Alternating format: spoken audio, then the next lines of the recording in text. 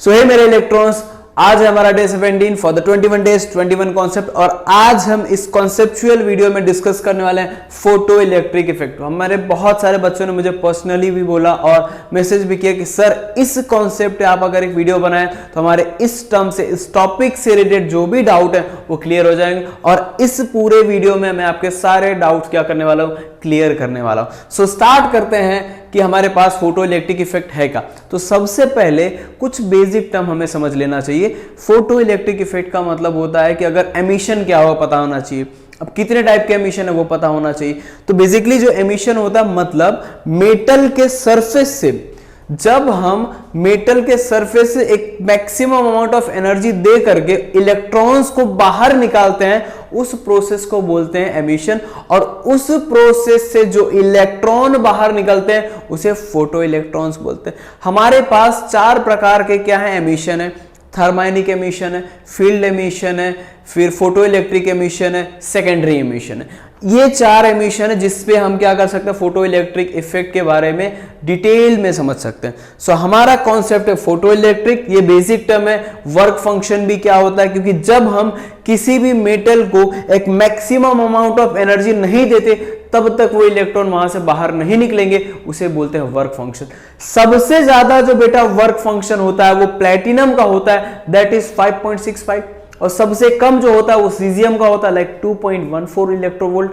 Electronvolt मतलब होता है 1.6 × 10⁻⁹ जूल। ये हमें याद रखना जो बेसिक टर्म होते हैं। इसके पहले आपको अगर टर्म्स नहीं पता हो तो एक बार आप ये सब चीज गो थ्रू कर लो, ताकि हमारे टॉपिक में कुछ ऐसा टर्म अगर आए तो आप उसको क्लियर आउट कर लो। So photoelectric effect means what? The photoelectric effect is a phenomenon where electrons are ejected. Ejected का मतलब होता है इलेक्ट्रॉन्स को क्या करना, मेटल सरफेस से बाहर निकालना, क्योंकि इलेक्ट्रॉन प्लास्टिक पे तो मिलने वाले नहीं। From a material when it absorbs electromagnetic radiation. Electromagnetic radiation मतलब इलेक्ट्रोमैग्नेटिक वेव हुआ जो कि लाइट कैसी होगी, विजिबल होगी, is known as photo emission. Basically जब हम एमिशन के लिए यूज करते हैं दो टाइप की हम लाइट यूज करते हैं, एक विजिबल लाइट यूज करते हैं और एक यूवी लाइट यूज करते हैं। जो विजिबल लाइट होती है उसकी जो फ्रीक्वेंसी होती है वो फिक्स होती है, कुछ हद तक होती है, लेकिन उसकी जो इंटेंसिटी होती है वो कम होती है। लेकिन जो यूवी लाइट होती है उसकी जो इंटेंसिटी होती है कम होती है, लेकिन उसकी जो फ्रीक्वेंसी होती है बेटा बहुत ही ज्यादा होती है, जिससे एमिशन पॉसिबल होता है। लाइक जिंक वगैरह के लिए हमें क्या होता है, नॉर्मल लाइट नहीं होगी, वहां के लिए हमें क्या चाहिए होगा, यूवी लाइट चाहिए होगा। तो ठीक है, अब हमारा लेक्चर में स्टार्ट करते हैं। सबसे पहले होता क्या है terms, what happens in our photo electric effect. तो टर्म्स मैंने इस तरीके से डिजाइन किया हुआ ताकि आपको एक छोटे छोटे टर्म्स में समझ में आ जाए कि एक्चुअल में है क्या। Light of specific frequency strikes a metal surface, मतलब मेटल सरफेस को उस पर्टिकुलर अमाउंट ऑफ फ्रीक्वेंसी चाहिए तभी उसके इलेक्ट्रॉन्स बाहर निकलेंगे, अन्यथा इलेक्ट्रॉन्स बाहर नहीं निकले। बेसिकली अगर लिखना चाहें तो एफ अपना होता है जो मेटल के सरफेस की फ्रीक्वेंसी है, इलेक्ट्रॉन पहले से ही रख रहा है, और हमारे पास ये होता है एफ नॉट फ्रीक्वेंसी, जो उस पूरे सरफेस से बाहर निकालने के लिए हमें जो फ्रीक्वेंसी अप्लाई करनी पड़ती है, F is greater than F not. मतलब जो फ्रीक्वेंसी हम उस सरफेस पे दे रहे हैं वो थ्रेशोल्ड फ्रीक्वेंसी से क्या होना चाहिए, ज्यादा होना चाहिए, तभी इलेक्ट्रॉन्स बाहर निकलेंगे, अन्यथा इलेक्ट्रॉन सरफेस छोड़कर बाहर नहीं आएंगे और आपको बहुत सारी दिक्कतों का सामना कर सकता है। आगे, the metal surface emits electron, बिल्कुल जी हाँ। The emitted electrons are called photo electrons as I discussed in the class. The emission generates an electric current called photo current, क्योंकि emission के थ्रू जो भी करंट मिलेगा उसे क्या बोलेंगे हम, फोटो करंट बोलेंगे, क्योंकि वो फोटो करंट के पूरे जो प्रोसेस से हुआ, फोटो इलेक्ट्रिक के प्रोसेस से मिला, उसे हम बोलते हैं। आगे, photo electric effect and loss. The velocity of emitted electron is independent of the light's intensity. जो वेलोसिटी होती है, जो लाइट है हमारी, उसकी इंटेंसिटी से उसको कोई फर्क नहीं पड़ता। उसको जो फर्क पड़ता है वो फ्रीक्वेंसी से पड़ता है। फ्रीक्वेंसी अगर तगड़ी है तो इलेक्ट्रॉन को झक मार के बाहर से आना पड़ेगा और इलेक्ट्रॉन का एमिशन पॉसिबल हो सकता है। दूसरा, the photo electric current is proportional to the light's intensity, मतलब जितना ज्यादा तगड़ी इंटेंसिटी हम यूज करेंगे उतना ज्यादा फोटो इलेक्ट्रॉन्स क्या होंगे, बाहर आएंगे। There is a minimum frequency of light below which no electrons are emitted. The emission is instantaneous, मतलब एक फिक्स फ्रीक्वेंसी होती है, लाइक उसको हम क्या बोलते हैं, थ्रेशोल्ड फ्रीक्वेंसी बोलते हैं। इससे अगर कम फ्रीक्वेंसी हम दे रहे हैं तो इलेक्ट्रॉन कभी भी अपने सरफेस को छोड़ के बाहर नहीं आएगा। और ये कैसा प्रोसेस है बेटा, ये है इंस्टेंटेनियस प्रोसेस। और यहीं पे प्रूव होता है कि जो हाइगेंस की थ्योरी थी वो फोटो इलेक्ट्रिक एमिशंस एक्सप्लेन नहीं कर पा रहे थे, क्योंकि वो कैसा प्रोसेस था, इंस्टेंटेनियस प्रोसेस था, बार बार अलग रूप दिखा रहा था, इसलिए वो पोलराइजेशन, डिफ्रैक्शन, इंटरफेरेंस तक ही सीमित थे। यहां पे वो एक्सप्लेनेशन है, तो यहां पे जो वेव थ्योरी होती है वो यहां पे फेल हो जाती थी उनके लिए। ठीक है, आगे अब टर्म्स में हम आते हैं कि हमारा जो टर्म है वो मेन क्या है। इसी के बेस पे हमें पूरे टर्म्स को क्या करना है, डिस्कस करना है कि एक्चुअल में कैसे ये चीजें हमारे साथ धीरे धीरे चेंज होगी। हमारे पास जो स्कीमेटिक डायग्राम है फोटो इलेक्ट्रिक सेटअप का, सबसे पहले है क्वार्ट्ज विंडो। क्वार्ट्ज विंडो ये जो हमारे पास है ये only visible to UV rays. अगर यूवी लाइट होगी तो ही एमिशन, तो ही लाइट इसमें से पास होगी, बाकी और कोई विजिबल लाइट होगी तो यहां पे पास ऑन नहीं करेंगे। और ये हो गया हमारा सोर्स। यूवी लाइट की बात करें तो सन हो सकता है, सन यूवी लाइट क्या करता है, रेडिएट करता है। और ये फोटो सेंसिटिव प्लेट है जिसको हमने क्या बोला, ये एमीटर प्लेट हो गया, एमीटर हो गया। और ये क्या हो गया, कलेक्टर प्लेट हो गया, जिसको हम क्या बोल सकते हैं, ये सी हो गया कैथोड, ये हो गया एनोड। अब जब इलेक्ट्रॉन डायरेक्टली कहां से निकलेगा, एमीटर प्लेट से। कैसे निकलेगा, क्योंकि यहां से हमने यूवी लाइट दी। अब यूवी लाइट डायरेक्टली कहां पे आएगा, इस इवैक्यूएटेड ग्लास ट्यूब में आएगा, मतलब पूरा सिस्टम पैक्ड है बेटा। अब पूरे सिस्टम में जैसे ही यहां से लाइट इस पॉइंट पे आएगी तो धीरे धीरे इलेक्ट्रॉन्स कहां जाने की कोशिश करेंगे, एनोड पे जाने की कोशिश करेंगे। क्योंकि जैसे ही यहां पे, क्योंकि एनोड के पास कुछ ना कुछ पोटेंशियल है जो इनको अपनी तरफ क्या कर रहा है, आकर्षित कर रहा है। जब वो आकर्षित करेगा तो इलेक्ट्रॉन्स यहां से यहां जाएंगे, मूव करेंगे, तो कंटिन्यूअस मूव करेंगे। तो अगर मैं बोलूं कि मान लो कि अगर इस पॉइंट का पोटेंशियल V है, इस पॉइंट का पोटेंशियल V है, तो इनके बीच का पोटेंशियल मुझे कौन बताएगा। इनके बीच का पोटेंशियल जो यहां पे वोल्ट मीटर लगा हुआ है वो बताएगा कि C और A के बीच का जो पोटेंशियल है वो क्या है। ठीक है, इस कंडीशन में यहां तक तो हम समझ गए। लेकिन अब मैं क्या कर रहा हूं, अपना पोटेंशियल अगर मैं मेजर कर, तो इलेक्ट्रॉन जितनी ज्यादा इंटेंसिटी बढ़ाऊंगा, इलेक्ट्रॉन उतनी ज्यादा तेजी से दौड़ के कहां पे आएंगे, कलेक्टर प्लेट पे आएंगे। अगर इंटेंसिटी कम होगी तो इलेक्ट्रॉन यहां तक नहीं पहुंच पाएंगे। तो इसका मतलब ये होता है अगर इंटेंसिटी बढ़ रही है तो समझ जाना इलेक्ट्रॉन का एमिशन भी क्या होगा, तेजी से होगा। अगर इंटेंसिटी कम हो रही है तो इलेक्ट्रॉन का एमिशन थोड़ा सा क्या हो जाएगा, स्लो पड़ जाएगा। अब यहां पे जो पोटेंशियल है, ठीक है, अब इस पॉइंट पे जो पोटेंशियल है मैंने एक टाइम तक बढ़ाया, कंटिन्यूअस चेंज किया, मतलब इलेक्ट्रॉन्स उसकी तरफ अट्रैक्ट हो रहे थे। तो अब यहां पे जो हमारे पास कम्यूटेटर है ये क्या करता है, पोलैरिटी चेंज करता है, एक बार पॉजिटिव एक बार नेगेटिव। तो मतलब यहां रखना है to change polarity.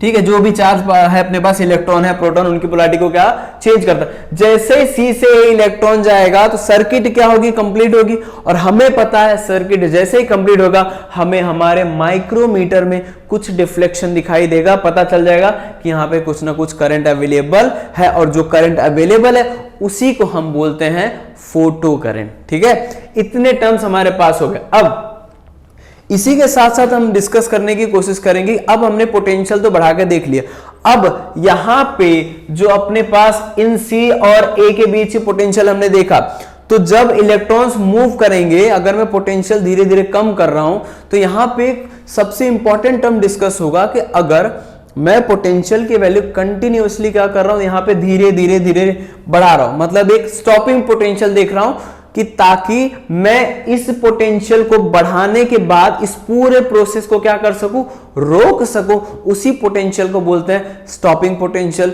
Retarding potential. Her book में इसका अलग अलग डेफिनेशन अवेलेबल है। तो जब मैं इसको पोटेंशियल दे रहा हूं तो मतलब धीरे धीरे मैंने इसकी वैल्यू कम करने की कोशिश की, जिसको हम किससे डिनोट करते हैं बेटा, V0 से डिनोट करते हैं। इसको मैंने थोड़ा सा डिक्रीज किया, फिर थोड़ा सा डिक्रीज किया, मतलब जो इलेक्ट्रॉन्स यहां से एमिट हो रहे थे सारे तो यहां पे नहीं आएंगे, तो वही इलेक्ट्रॉन आएंगे जिनके पास सबसे ज्यादा ताकत है। अगर मैं कहीं खड़ा हो जाऊं, आपको अंदर ना आने दूं, तो मतलब आपको मुझसे ज्यादा एनर्जी देनी पड़ेगी, तब आप अंदर पहुंचोगे। तो ठीक उसी तरीके से इलेक्ट्रॉन जब एमिटर प्लेट से एमिट होते हैं तो ए तक जाने के लिए उनको मैक्सिमम अमाउंट ऑफ एनर्जी चाहिए होती है। किस फॉर्म में मूव करेंगे? तो काइनेटिक एनर्जी की फॉर्म में होना चाहिए। सो के मैक्स क्या हो जाएगा उनके पास? 1/2 mv मैक्स का स्क्वायर, और इसको लिखना चाहेंगे तो k equals to EV not equals to 1/2 mvm square. मतलब इतनी एनर्जी अगर इलेक्ट्रॉन्स के पास है, दम है, ताकत है, तो वो एमिटर प्लेट से क्या कलेक्टर प्लेट पे जाएंगे। अगर उनको धीरे धीरे पोटेंशियल की कमी महसूस हो रही है, एक ऐसा टाइम आएगा कि इलेक्ट्रॉन सी से ए तक नहीं आ पाएंगे, इनके बीच में स्टक हो जाएंगे, तो उस पॉइंट को हम क्या बोलेंगे? यहां पे चैनल बोल देंगे कि इनके बीच में इलेक्ट्रॉन्स फंस गए। कहां पे इलेक्ट्रॉन्स फंसे? सी और ए के बीच में। मतलब यहां पे आने के बाद ना तो इलेक्ट्रॉन एमिशन के पास जा सकता है, ना तो वो कलेक्टर के पास जा सकता है, बीच में फंस जाते हैं इलेक्ट्रॉन। ठीक है, अब मैं पोटेंशियल डिक्रीज कर रहा हूं तो इलेक्ट्रॉन वहां तक पहुंचेगा ही नहीं, सिंपल सी बात है, क्योंकि इतना अमाउंट ऑफ एनर्जी चाहिए, इतनी नहीं मिल रही है, इलेक्ट्रॉन क्या होगा? वहीं पे रुक जाएगा, उससे ज्यादा आगे की प्रोसेस उसकी कंटिन्यू नहीं होगी। अब इसी पूरे प्रोसेस के थ्रू हमें समझना है कि जब मैं इसको कंटिन्यूअस फॉर्म में डिक्रीज करूंगा तो मेरा प्रोसेस रुक जाएगा, वहां पे हमारा स्टॉपिंग पोटेंशियल खत्म करेगा, पूरे प्रोसेस को रुक जाएगा। ओके बेटा, इसके बाद हम डिस्कस करते हैं कुछ ग्राफ वेरिएशन जो इस टॉपिक को समझने में आपको बहुत ज्यादा हेल्प करेंगे। सो सबसे पहला ग्राफ वेरिएशन है, that is effect of intensity of the incident radiation. मतलब इंटेंसिटी का रेडिएशन पे क्या प्रभाव पड़ेगा। तो हमें क्या सिंपल टर्म में देखना है, क्या स्टेटमेंट है? The number of photo electrons emitted per second is directly proportional to the intensity of the incident radiation. इसका मतलब हमें पहले से ही पता है, कोई भी चीज अगर डायरेक्टली प्रोपोर्शनल है तो समझ जाना एक वैल्यू अगर बढ़ेगी तो दूसरी वैल्यू भी क्या होगी? चेंज होगी। तो हमारे पास अगर ग्राफ है किसका? Photo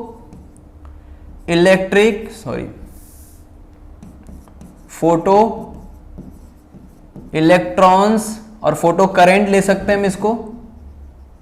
photo current is directly proportional to intensity, that means जितना ज्यादा इंटेंसिटी बढ़ेगी, इंटेंसिटी अगर बढ़ रही है सो फोटो करंट भी क्या होंगे? बढ़ेंगे। दैट मीन्स अगर मैं इसका ग्राफ ड्रॉ कर रहा हूं, दैट मीन्स हमारे पास ये हुआ ग्राफ हमने लिया, ये हो गया फोटो करंट का,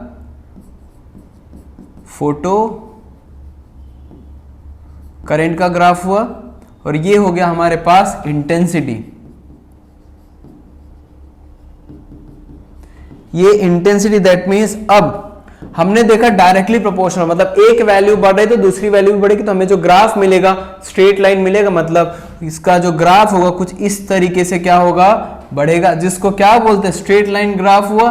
इसका मतलब y equals to mx plus C. इस पॉइंट ऑफ व्यू से क्या होगा? हमारा वैल्यू क्या होगा? चेंज होगा। यहां पे सिंपल टर्म है कि भाई जितनी ज्यादा इंटेंसिटी दोगे उतना ज्यादा है इलेक्ट्रॉन बाहर निकलेंगे। Next, effect of photo potential of plate A with respect to plate C. मतलब एनोड प्लेट पे एक बार हम पोटेंशियल बढ़ा रहे थे, एक बार घटा रहे थे। बढ़ा रहे थे ताकि इलेक्ट्रॉन्स उसकी तरफ अट्रैक्ट हो, अब घटा रहे ताकि इलेक्ट्रॉन्स उससे दूर जाए, मतलब प्रोसेस क्या हो जाए? रुक जाए। सो कुछ स्टेटमेंट्स हम पढ़ लेते हैं, फिर इसके ग्राफ को क्या करते हैं? ड्रॉ करते हैं। So all the photoelectrons emitted from metal C are not having the same kinetic energy। जी हाँ, जस्ट मैंने आपको बताया कि क्या होगा? EV not equals to 1/2 mv max का स्क्वायर। इतनी एनर्जी सबके पास नहीं थी, इतना ताकत सब में नहीं था कि वो एमिटर प्लेट से कलेक्टर प्लेट पे जा सके, तो वो वापस वहीं पे आ गए। मतलब उनको कलेक्टर प्लेट ने अपने पास आने ही नहीं दिया कि उनके पास इतनी एनर्जी नहीं थी, इसलिए वहां वो पहुंचे नहीं। Okay, for the radiation of a given frequency and material of plate C, the value of stopping potential is independent of the intensity. मतलब इंटेंसिटी से जो स्टॉपिंग पोटेंशियल है V नॉट जो था डज नॉट डिपेंड्स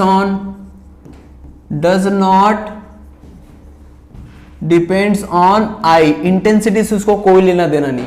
तो main term जो समझा जा रहा है यहाँ पे, जब इंटेंसिटी से लेना देना, मतलब किससे लेना देना हो सकता है, फ्रीक्वेंसी से। इंटेंसिटी कितनी भी हो उसको कोई फर्क नहीं, लेकिन अगर फ्रीक्वेंसी चेंज हो रही तो उसको क्या होगा, दिक्कत हो सकता है। तो हम इसका ग्राफ देखते हैं। The maximum kinetic energy of emitted photo electron depends on the radiation source. किस पे, जो रेडिएशन सोर्स हमने लिया, क्या लिया हुआ है, उसके मेटल पे डिपेंड कर सकता है, विजिबल लाइट लिया है, यूवी लाइट, क्योंकि हमने पूरा प्रोसेस यूवी लाइट के लिया है, मेटल के सोर्स पे डिपेंड कर सकता है, नेचर ऑफ मटेरियल बिल्कुल प्लेट से, but it independent of the intensity of incident radiation. इसको भी इंटेंसिटी से कोई फर्क पड़ता नहीं है। तो हम इसका ग्राफ देखते हैं। तो अगर हम इसका ग्राफ कुछ इस तरीके से लेंगे, ये हो जाएगा फोटो करंट। ओके, एक सेकेंड, ये हुआ फोटो करंट, फोटो करंट, ये फोटो करंट का ग्राफ हो रहा है। ओके, ये हो गया हमारा रिटार्डिंग पोटेंशियल, ये रिटार्डिंग हुआ, ये स्टॉपिंग पोटेंशियल हो जाएगा। ओके, ये हुआ स्टॉपिंग और ये हो गया रिटार्डिंग पोटेंशियल। अब हमारे पास जो टर्म है, हमने किसकी बात की यहां पे, फोटो वर्सेस रिटार्डिंग पोटेंशियल। अब यहां पे किस पे डिपेंड नहीं कर रहा है, इंटेंसिटी से उसको कोई फर्क नहीं कर रहा। मतलब इंटेंसिटी मैं क्या कर रहा हूं, अलग अलग ले रहा हूं। लाइक पहली इंटेंसिटी ऑफ लाइट मैंने क्या ली, I1 ली, तो इसका जो ग्राफ है कुछ इस तरीके से आ रहा है। फिर दोबारा मैंने वैल्यू चेंज की, फिर ये ग्राफ क्या हो रहा है, मतलब इंटेंसिटी कितनी भी हो उनका पोटेंशियल क्या हो रहा है, सेम हो रहा है। यहां पे मैंने फिर देखो चेंज की। इस तरीके से अगर मैं बोलूं तो इनका जो पोटेंशियल मिल रहा है, स्टॉपिंग पोटेंशियल मिल रहा है उनको रोकने के लिए, वो क्या हो रहा है, सेम। इसकी इंटेंसिटी क्या थी यहाँ पे, ये हो गया I1, I2, I3।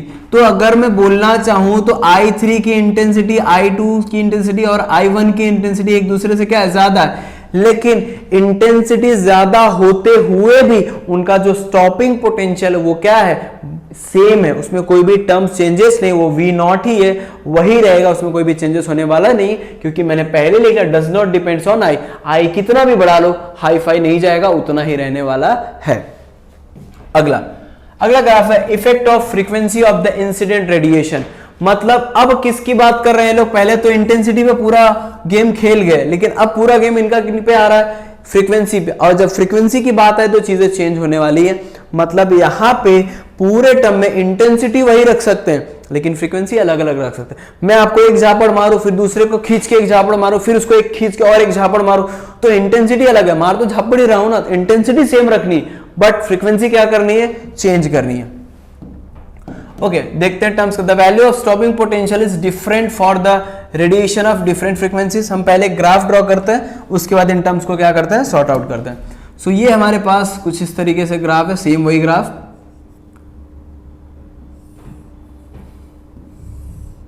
ये हुआ फोटो करंट, ये हो गया रिटार्डिंग पोटेंशियल, ये हो गया स्टॉपिंग पोटेंशियल। अब हमें पता है कि मैंने इंटेंसिटी क्या की, सेम रखी, तो मतलब इंटेंसिटी क्या है, सेम है, इंटेंसिटी में कोई भी चेंजेस नहीं हो रहे हैं। अब मैंने इंटेंसिटी क्या की है, सेम रखी, बट फ्रीक्वेंसी चेंज हो रही है। मतलब